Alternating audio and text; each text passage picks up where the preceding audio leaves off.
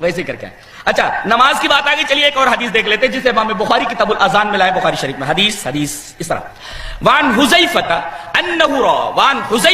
رضی اللہ تعالی عنہ انه راى رجلا لا يتم ركوعه ولا سجوده فلما قضى صلاته قال له حذیفہ ما صليت واحسبه قال لو مت على غير سنة محمد صلی اللہ علیہ وسلم، رواه البخاری فی کتاب الاذان۔ حضرت امام بخاری سے حدیث پاک کو اسی کتاب الاذان کے اندر ہے، راوی نبی کریم صلی اللہ علیہ وسلم کے مشہور صحابی حضرت حذیفہ ابن یمان۔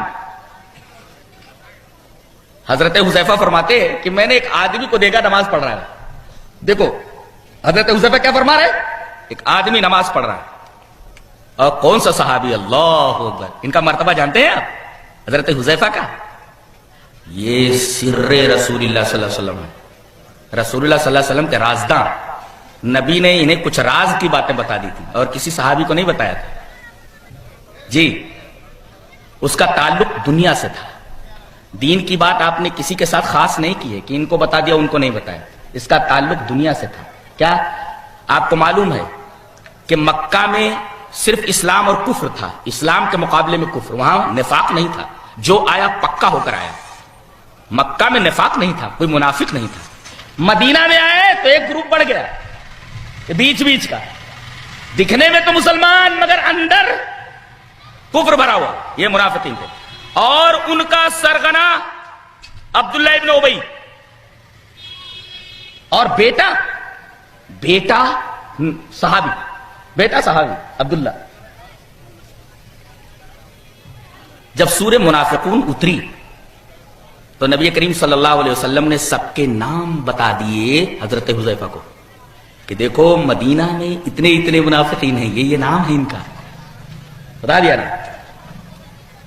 اور سب صحابہ کو معلوم ہو گیا کہ نبی نے یہ بات کہ کون منافق ہے، ہمارے درمیان نماز پڑھتا ہے، زکات دیتا ہے، روزہ رکھتا ہے، سب کچھ کرتا ہے، کون منافق ہے، یہ بات نبی نے صرف حذیفہ کو بتائی ہے رضی اللہ عنہ۔ لہذا حضرت عمر جیسے صحابی بھی یہ دیکھا کرتے تھے کہ کوئی آدمی مر گیا، اس کی نماز جنازہ میں حضرت حذیفہ گئے ہیں کہ نہیں، اگر دیکھتے کہ وہ مدینہ میں موجود ہے، اس کے باوجود وہ نماز پڑھنے کے لیے نہیں گئے نماز جنازہ میں، حضرت عمر نہیں جاتے، سمجھ جاتے تھے وہ منافق ہے، اس وجہ سے حضرت حذیفہ نماز پڑھنے کے لیے نہیں گئے۔ اور جب دیکھتے کہ اس آدمی کی نماز جنازہ میں حضرت حذیفہ شریک ہوئے تو سارے صحابہ شریک ہو جاتے تھے، سر رسول اللہ صلی اللہ علیہ وسلم۔ انہوں نے دیکھا، فرماتے ہیں کہ میں نے ایک آدمی کو دیکھا کہ نماز پڑھ رہا ہے، پوری نماز درست ہے، صرف ایک گڑبڑی ہے نماز میں کہ لا یتم رکوعہ ولا سجودہ، کہ رکوع اور سجدے برابر نہیں کر رہا ہے، صرف یہی گڑبڑی ہے، بقیہ نماز کی کسی اور کیفیت کا بیان اس حدیث پاک میں نہیں ہے، صرف اتنا ہے کہ پوری نماز وہ صحیح پڑھ رہا ہے مگر ایک گڑبڑی کر رہا ہے کہ لا یتم رکوعہ ولا سجودہ، رکوع فٹافٹ کر رہا ہے یا رکوع اور سجدے کا طریقہ صحیح نہیں ہے۔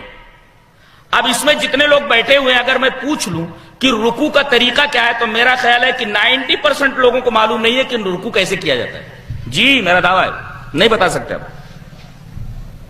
زندگی بھر نماز پڑھتے رہتے، رکوع کیسے کیا جاتا ہے؟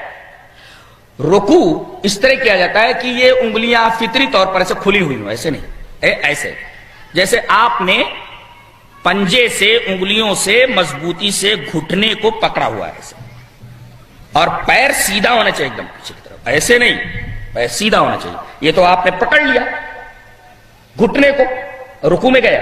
اب پیٹھ کیسی ہونی چاہیے؟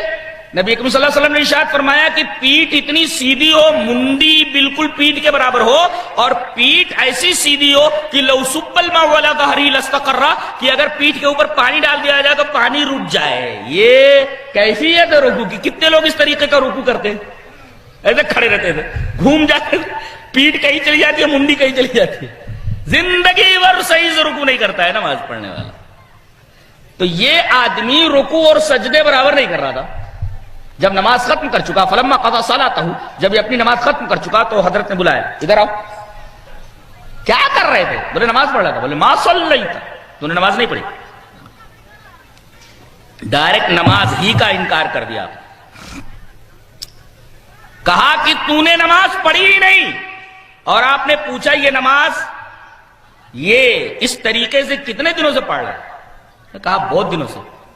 کہا کہ لو مت مت علی غیر سنت محمد صلی اللہ علیہ وسلم، اگر تو ایسی نماز پڑھتے ہوئے مر گیا تو کم سے کم تیری موت سنت محمد پر تو نہیں ہوگی صلی اللہ علیہ وسلم. لو مت مت علی غیر سنت محمد صلی اللہ علیہ وسلم، سنت محمد صلی اللہ علیہ وسلم کے اوپر تیری یہ نماز نہیں ہوگی. ثابت یہ ہوا کہ عبادت کس کی؟ عبادت صرف اللہ کی. عبادت کیسی؟ عبادت محمد جیسی صلی اللہ علیہ وسلم، جیسا کہ نبی کریم صلی اللہ علیہ وسلم نے بتایا ہے.